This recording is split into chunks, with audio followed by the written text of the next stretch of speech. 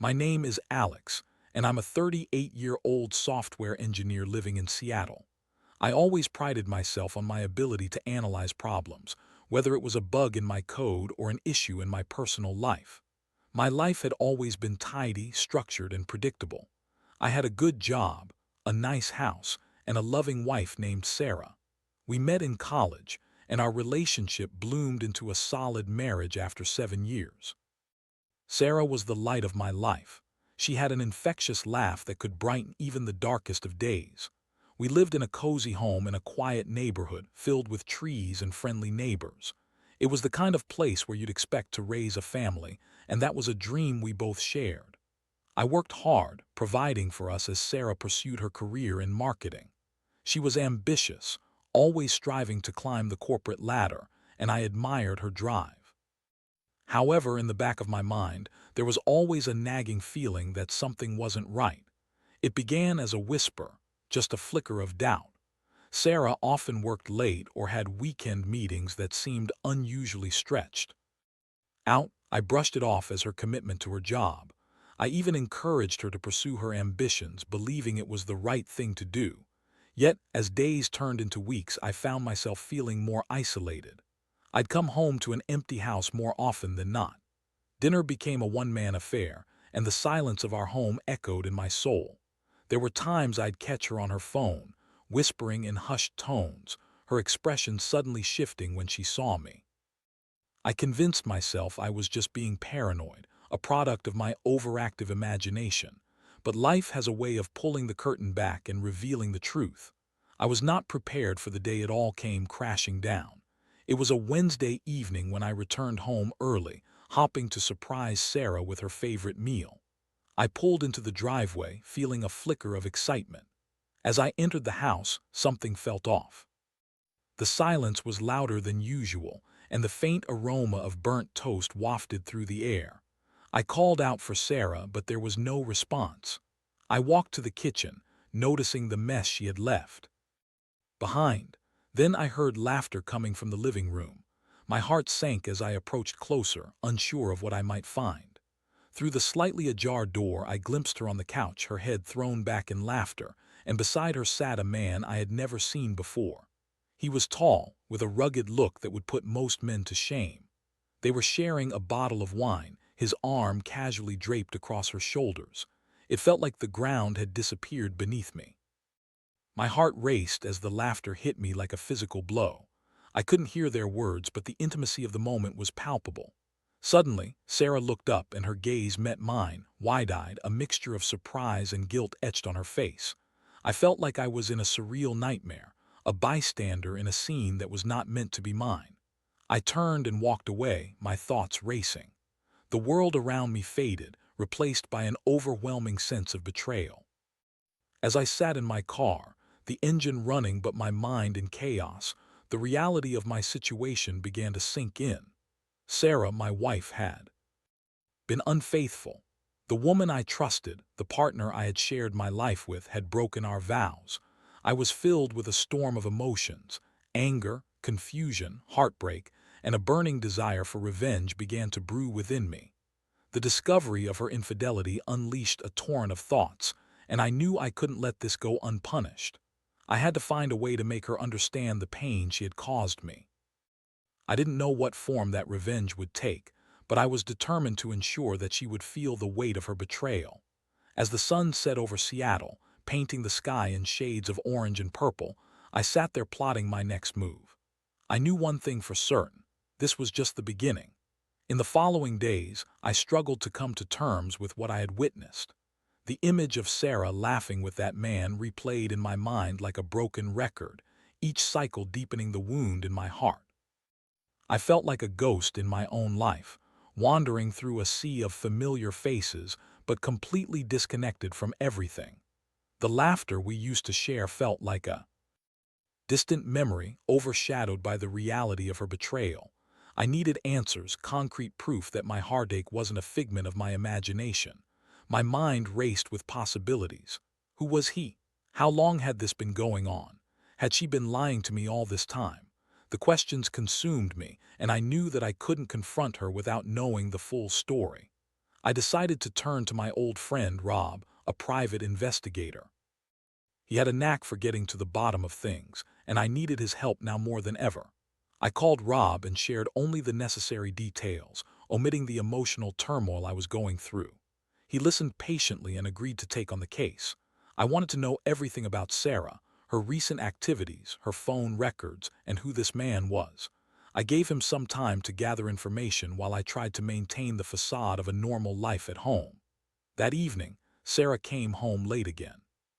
She walked in, her cheeks flushed, and I couldn't help but notice the faint scent of cologne that didn't belong to me. I played it cool, offering her a casual greeting as I cooked dinner. She didn't seem to notice anything amiss, and I felt a sick sense of satisfaction in keeping my composure. Over the next few days, I kept my distance, acting as if everything was fine. I became increasingly skilled at hiding my anger and hurt. I would watch her as she navigated her day-to-day life, laughing at her phone, seemingly carefree. Each time I caught her in a moment that felt too intimate, too secretive, it stoked the fire of my resentment even more. I got the call from Rob a week later. He had done some background work on Sarah and uncovered a few shocking details. The man who had been in our living room was named Jake, a colleague of Sarah's from the marketing firm. According to Rob's sources, they had a close working relationship, but things had escalated beyond just friendship. Rob mentioned that he had photos of Sarah and Jake at a bar 2 nights ago, laughing and sharing drinks. My stomach churned at the visual image of them together, their chemistry evident even in the stillness of a photograph. I felt like I was being suffocated by the weight of betrayal. Each new piece of information was like a dagger twisting deeper into my heart. Armed with this knowledge, I returned home that evening, my mind racing with plans for revenge. I had to make her understand the pain she was causing me, but I also wanted her to feel the weight of her choices. It wasn't just about hurting her. It was about reclaiming my dignity and establishing a new order in my life. I set to work, devising a plan that was both bold and calculated. I would turn her own game against her while ensuring I remained one step ahead. I would play the role of the dutiful husband while setting the stage for her downfall. The first step was to gather evidence of her infidelity that could not be dismissed. I needed to create a narrative, one that would paint her as the villain in our story.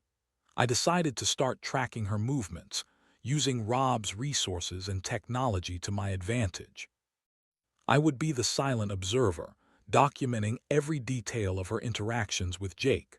I contacted Rob again to discuss surveillance options. He suggested discreet GPS tracking on her car, which would allow me to follow her movements without her knowledge. The thought of invading her privacy felt foreign at first, but I quickly rationalized it. This was about exposing the truth. As the days went by, I became more adept at hiding my emotions. I wore a mask of normalcy around Sarah, acting like the supportive husband who was excited for her career. But inside, I was a storm waiting to unleash. I began to document every outing Sarah took, every late-night meeting, and every suspicious phone call. I even started keeping a journal detailing my thoughts and feelings, channeling my anger into writing. With each passing moment, the anticipation of revenge grew. I imagined the confrontation, the look on her face when she realized that I knew everything. I wanted her to see the hurt in my eyes, to feel the weight of her actions. But more importantly, I wanted her to understand the consequences that came with betrayal. As I continued my surveillance, I learned more about their interactions. The late nights, the secret texts, the stolen moments. Sarah had constructed an elaborate web of lies, and I was determined to pull on every thread until it unraveled. I found a dark satisfaction in knowing that I was the one holding the strings now. Days turned into weeks as I meticulously followed Sarah's every move. Each day brought new pieces of evidence, and with them, a sense of purpose that I hadn't felt in a long time. My initial heartbreak was slowly morphing into something sharper, something that ignited a fire within me. I was no longer the passive husband who would simply accept his wife's betrayal. I was becoming a man on a mission. With Rob's help, I set up the GPS tracker on Sarah's car one evening while she was at a late meeting. I felt a rush of adrenaline as I placed the device under the wheel well. It was a small, almost inconspicuous object, but it would provide invaluable insights into her life. I returned home, my heart racing, knowing I was now privy to her secrets. The next day, I monitored the tracker from my phone, eagerly waiting to see if it would lead me to new revelations. I was a voyeur in my own life, and it felt surreal. I could see her movements in real time, where she was going, who she was meeting. My heart sank as I watched the little dot on the map travel toward the same bar, the one where she had been with Jake. As I tracked her, I couldn't help but feel a mixture of anger and anticipation. I had pieced together enough evidence to confront her, but I needed to make sure my plan was flawless. I wanted to expose the affair, but I also wanted to ensure that it would be an experience she'd never forget. I decided to create a situation where Sarah would have no choice but to confront her deception. I began to orchestrate coincidental encounters with Jake. I knew from my observations that they often met for drinks after work, usually at the same bar. I planned to be there, waiting for them, ready to deliver the ultimate blow. With Rob's assistance, I managed to gather more information about Jake. I learned that he was in a long-term relationship, but that didn't matter to me. What mattered was the fact that he was the catalyst for Sarah's betrayal. I envisioned the confrontation playing out like a well-scripted scene in a movie, with me revealing everything at just the right moment. I decided to invite some friends to the bar for a casual night out and made sure Sarah would be there as well. I told her I was planning a little get-together to unwind after a long week. She seemed pleased, unaware of the trap I was setting. I could see the excitement in her eyes as she helped me organize the evening, blissfully ignorant of the storm that was about to hit. The night arrived, and I felt a sense of calm wash over me.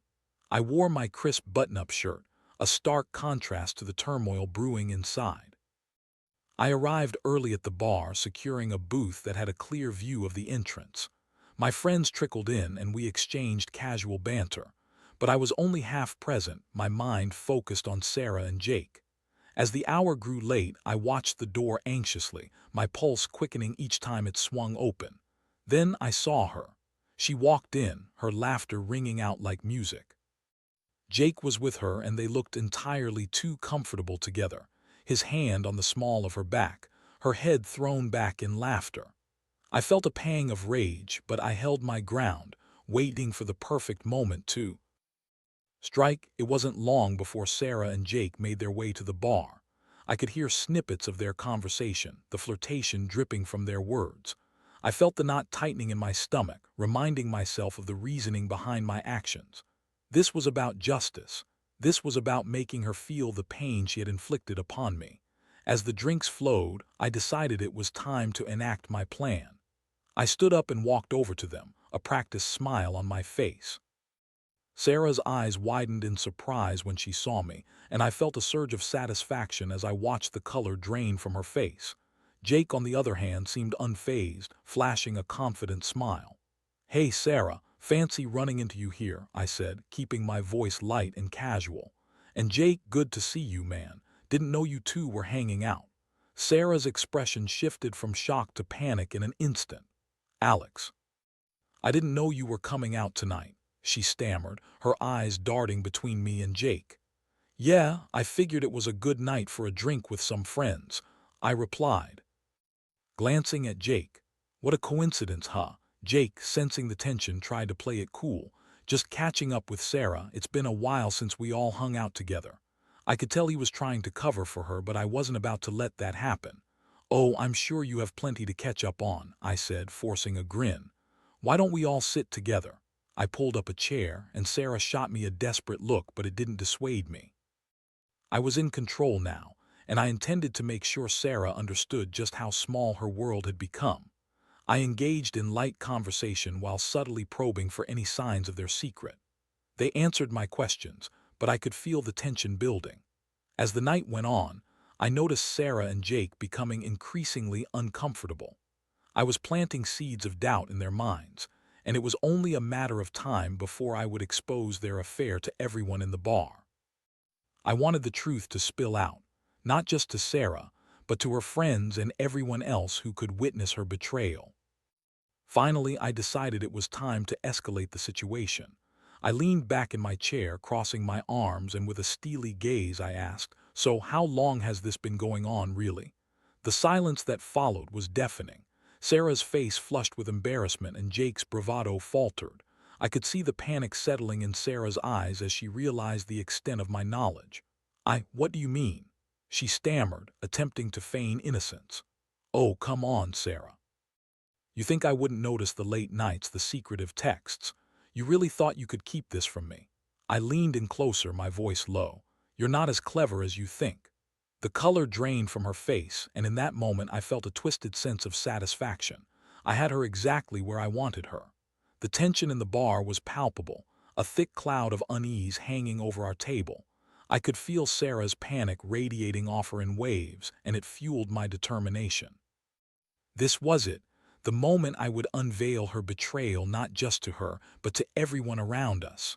I was no longer the heartbroken husband, I was the man ready to expose the truth. "Alex, you're being ridiculous," Sarah said, her voice tremulous as she attempted to regain control of the situation. But I could see the cracks forming in her facade. "Ridiculous, is that what you call it?" I shot back, leaning in closer, my intensity palpable. "I saw you, Sarah, I saw you with him. Don't pretend it's something it's not. You were having a great time while I sat at home wondering where you were." At that moment, I caught the eyes of a few patrons at the bar who were beginning to take notice of the escalating conversation. I decided to turn it up a notch. "You know, it's funny how you can share a life with someone and still keep secrets. Isn't that right, Jake?" I looked at him, challenging him to say something, anything to defend himself. Jake's face hardened, and for the first time I saw a flicker of fear in his eyes. "This is uncalled for, man," he said, trying to project confidence. "Sarah and I are just friends." "Friends?" I scoffed, shaking my head. "So friends have drinks together, friends laugh together. Friends hide their conversations behind closed doors." I leaned back, crossing my arms, letting the weight of my words sink in. People around us were now fully engaged, their attention drawn by the drama unfolding. I could see my friends watching from the booth, their eyes wide with surprise and curiosity. It felt exhilarating, a heady mix of revenge and vindication flooding my senses. "Sarah," I continued, my voice cutting through the tension like a hot knife, "how long have you been lying to me? How many times have you cheated on me, and how many times have you thought about what it would be like to be with him instead of me?" "Alex, please," she pleaded, her eyes welling with tears, but I wasn't in the mood for pity. "Please what?" I practically shouted, my voice echoing throughout the bar. "Please forgive you. Please allow you to continue this charade. No, you need to understand what you've done. You betrayed our marriage, our trust, and for what? A fling with a man who can't even defend you when it matters." "Stop!" Sarah shouted, her voice cracking under the pressure. "This isn't fair, you're making a scene." "Fair?" I laughed bitterly. "What's fair about lying to your husband? What's fair about making me question everything we built together? You brought this on yourself, Sarah." The bar was now fully invested in our confrontation. More people were craning their necks, and I could feel the energy shifting. I relished the attention, the validation that I was finally standing up for myself. I had spent too long in silence, and now it was time for the truth to ring out. "Do you think this is going to end well for you?" Jake jumped in, trying to assert himself but failing miserably. "You don't know what you're messing with." I shot him a cold smile, my confidence unwavering. "I know exactly what I'm messing with. I'm messing with your pathetic little affair. I'm showing Sarah that she can't just walk all over me and expect to get away with it." I turned back to Sarah, eyes locking onto hers, my heart pounding. "This isn't just about you and me anymore. This is about you facing the consequences of your actions. You wanted to play the field. Fine. But I'm going to make sure everyone knows the truth." I stood up from the table, my heart racing. "Oh, and by the way," I said, raising my voice to ensure everyone could hear, "you'll have to explain to your colleagues why you've been so absent lately. It's time they know the real Sarah." I left the table, taking a few steps back to let the gravity of the situation settle in.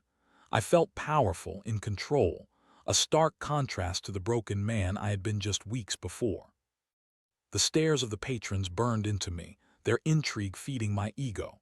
Sarah's expression was a mix of panic and anger, and I reveled in it. The taste of revenge was sweet, but I knew this was only the beginning. I had planned meticulously, and now I wanted her to feel the full weight of her betrayal. As I stepped away from the table, I noticed my friends were already gathering their things, ready to follow me. They had seen the confrontation unfold and were now eager to escape the awkwardness. But I wasn't ready to leave just yet. I needed to ensure that Sarah couldn't just brush this under the rug. Let's make sure this gets back to her office, I said to my friends who were trying to piece together what had just occurred. I grabbed my phone and began typing a message to Rob.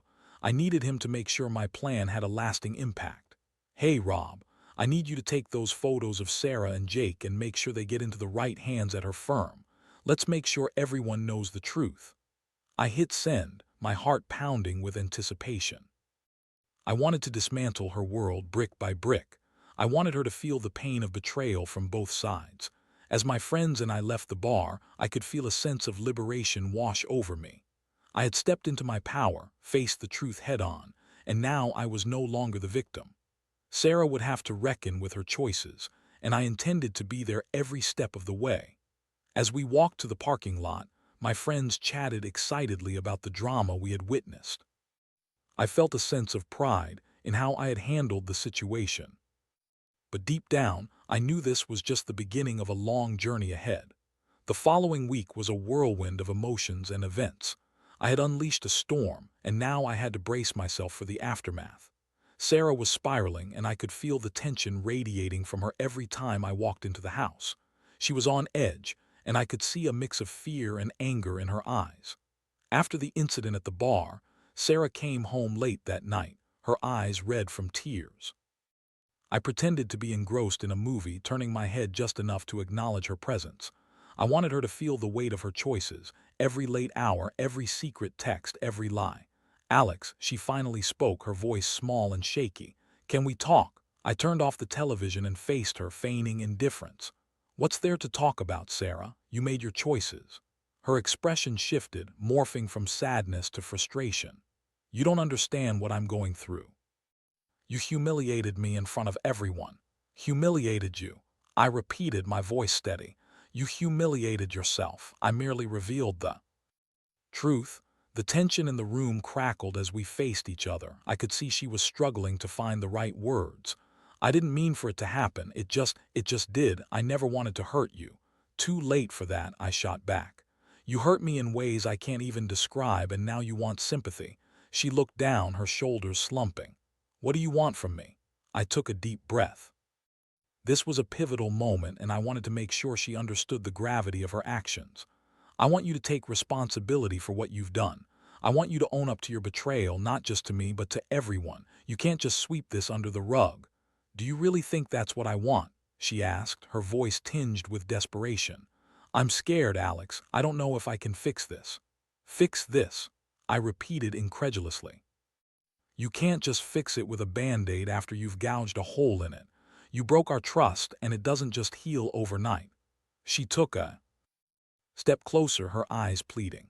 Please, let's find a way to work through this. I love you. Love, I scoffed, crossing my arms. Is that what you call it? Because your actions say otherwise. Love does betray, Sarah. The conversation spiraled into a heated exchange, each word a dagger aimed at the heart of our relationship. I didn't want to give her an inch. I wanted her to feel the full weight of her betrayal. I wanted her to realize that I was no longer the man she could manipulate. Days turned into a blur of arguments and accusations. Each evening, she would come home with a new story about how she was trying to mend things, but I could see through every excuse. It was evident that her world was crumbling. The whispers at her office had begun, and the rumors of her affair with Jake were spreading like wildfire. She was now the talk of her workplace, and the consequences were beginning to unfold. I'd hear snippets of her conversations, her tone shifting from defensive to desperate. I'm trying to fix things, she would say. I didn't mean for it to happen, but I could sense the frustration in her voice, the realization that she had crossed a line that was now impossible to uncross. One evening, as I prepared to head to bed, Sarah approached me with a newfound determination. Alex, I can't keep living like this. I need to know what you want. Are we going to fight for this marriage, or is it over? I looked at her, and for the first time I saw a flicker of vulnerability mixed with the remnants of her pride. This was her moment of reckoning, and I could see she was genuinely torn. "You need to understand something," I said quietly. "This isn't just about you wanting to fix things. It's about me healing from your betrayal. It's about rebuilding trust, and I don't know if I can do that. Is there nothing I can say to make you reconsider?" she asked, her voice barely above a whisper. I paused, contemplating my next words. "You need to face the consequences of your actions. I'm not the only one who's been hurt. You need to own up to this, not just to me, but to those who deserve to know the truth." With that, I turned away, leaving her standing in the dimly lit room, the weight of my words hanging heavily in the air. I had made my stance clear, and now it was her turn to decide how to move forward. As days passed, I watched Sarah grapple with the reality of her choices. Friends began to distance themselves. Whispers grew louder, and I noticed her struggling to hold her head high. Her once vibrant demeanor was overshadowed by the weight of shame. I had set the stage for her to confront the consequences of her actions, and I felt a dark sense of satisfaction watching her navigate the fallout. But it wasn't all smooth sailing for me either. The emotional toll was immense. I found myself wrestling with feelings of guilt and anger, caught in a web of resentment and heartbreak. My friends were supportive, but I could see them growing concerned about my state of mind. One evening, as I sat on the couch with a drink in hand, Rob called. "Hey, man. Just checking in, how's it going?" I sighed, running my hand through my hair. "It's been a lot, Rob. I don't know if I'm doing the right thing. From what you've told me, it sounds like you're making the right choice for yourself. She needs to face the music, and you're giving her that chance," Rob replied. "Yeah, but it's hard to see her like this. I don't want to be the villain in her story," I admitted. "You're not the villain, Alex. You're setting boundaries. You're reclaiming your life," he reminded me. "Just make sure you don't lose yourself in the process." His words resonated, and I realized that while I wanted revenge, I also needed to protect my own emotional well-being. I had to navigate this carefully, ensuring that I didn't lose sight of who I was in the pursuit of justice. As the weeks wore on, I began to see Sarah make half-hearted attempts at reconciliation. She sought therapy and tried to engage in open conversations, but the foundation of our relationship was cracked. The weight of her betrayal loomed over us like a dark cloud, and I struggled to find forgiveness. Despite the turmoil, I found solace in my work and friendships. I focused on rebuilding my life, channeling my energy into things that brought me joy. I started to explore new hobbies, pick up old interests, and reconnect with friends. The world outside was vast and filled with possibilities, and I was determined to embrace it. But the question remained, could I ever forgive Sarah? Could we rebuild our relationship stronger than before, or was it too late? As I contemplated these questions, I also knew that the consequences of her actions were far from over. The fallout from her affair would continue to ripple through our lives, and my heart was heavy with uncertainty. Weeks turned into months as I navigated the tumultuous aftermath of Sarah's betrayal. Our lives had become a delicate dance, one where every move was calculated, every word chosen carefully. There were good days and bad days, but the specter of her infidelity hovered over us like a constant reminder of what had transpired. Sarah was committed to proving she could change, attending therapy sessions and trying to communicate more openly. Yet, I often found myself questioning the authenticity of her remorse. It was hard to trust someone who had shattered my world so completely. The emotional scars were still fresh, and every attempt at conversation felt like walking on eggshells. One night as we sat across from each other at the dinner table, I felt a wave of frustration wash over me. I had been trying to engage in a normal conversation, but the underlying tension made it impossible. "Why do you keep saying you want to work on things? What does that even mean?" I asked, my voice tinged with irritation. "I'm trying to be better, Alex," she replied, her eyes earnest but weary. "I know I messed up. I want to rebuild our trust, but I need you to meet me halfway." "Meet you halfway?" I echoed incredulously. "You were the one who decided to throw everything away. You seem to think that if you just say the right things, everything will magically go back to normal. But it won't." Sarah's expression shifted from earnestness to hurt, and for a moment I regretted my harsh words. But the truth was that I was tired of pretending. I was tired of tiptoeing around the pain she had inflicted. I needed her to understand the gravity of her actions. "I need time," I finally said, my tone softening. "I want to figure out what I want. Right now, I'm not sure if I can forgive you. I don't want to be the person who holds on to anger, but it's hard." "I understand," Sarah replied, her voice trembling. "I know I'm the one who needs to earn your trust back. I just wish you could see how hard I'm trying." I looked at her, the weight of her words heavy in the air. I could see she was genuinely trying, but I also felt the distance between us. It was as though we were both reaching for something just out of grasp. As the weeks slipped by, it became clear that the wounds ran deeper than either of us had anticipated. Despite her efforts, I often felt as if I was navigating a minefield, each step fraught with the potential for further hurt. I realized that I couldn't force myself to forgive her. It had to come in its own time, if it could come at all. In counseling sessions, I began to articulate my feelings. I spoke about the betrayal, my confusion, and the lingering hurt. I was learning to voice my emotions rather than suppress them. I was starting to understand that healing wasn't a linear path. It was filled with ups and downs, twists and turns. As part of my healing journey, I also began to focus on myself more. I enrolled in a few creative writing classes, rediscovering a passion I had long neglected. Writing became my outlet, a way to process my emotions and reclaim my identity outside of my marriage. It was liberating, and I found solace in connecting with others who had their struggles. It was during one of these classes that I met Emily, a fellow writer who had her own story of heartbreak. We developed a friendship, sharing laughter and stories while exploring our creative sides. It felt refreshing to connect with someone who could empathize with my pain without judgment. Emily became a safe space for me, a person who encouraged me to explore my own feelings and desires. One afternoon, as we sat in a cafe sharing our latest writing, Emily turned to me and asked, "Have you thought about what you truly want moving forward?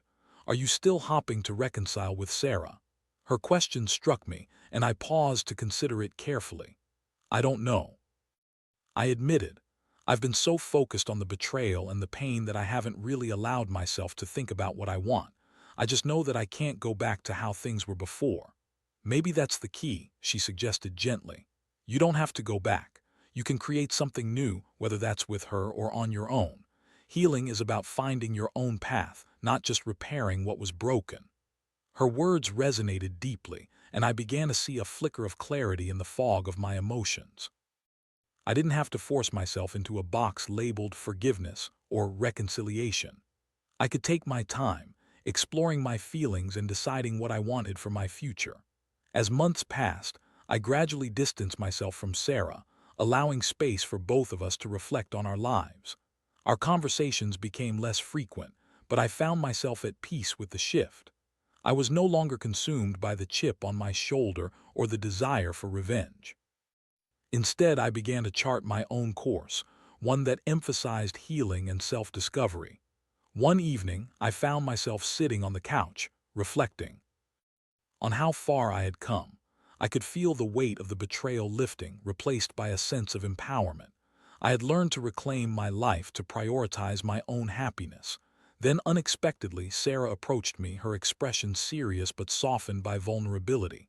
"I've been thinking," she began, her voice steady. "I know I hurt you deeply, and I don't expect you to forgive me right away, but I want to take full responsibility for my actions. I realize I need to focus on myself and my growth, whether that means we work towards something together or apart." Her words struck a chord within me, and I recognized the sincerity in her tone. It was the first time she had acknowledged the need for her own growth separately from our relationship. I felt a sense of relief wash over me. Perhaps we were both finally starting to find our own paths. "Thank you for saying that," I replied, my voice firm but kind. "I think we both need to focus on ourselves right now. Whatever happens next, we need to heal individually and see where that takes us." With a nod of understanding, she stepped back, allowing the conversation to settle between us. There was no need to rush into decisions. We both needed time and space to explore our feelings. As the days turned into weeks, I realized that while I may never fully trust Sarah again, I could still hold space for what we once had, while also prioritizing my personal growth. The journey of healing was far from over, but I was beginning to appreciate the beauty of moving forward, whether it was with Sarah or on my own. I embraced the uncertainty of the future, knowing that I was no longer a victim of betrayal. I was reclaiming my life, one day at a time. In the end, I learned that sometimes the most powerful revenge isn't about retaliation. It's about finding peace within yourself and moving forward with strength, grace, and an open heart.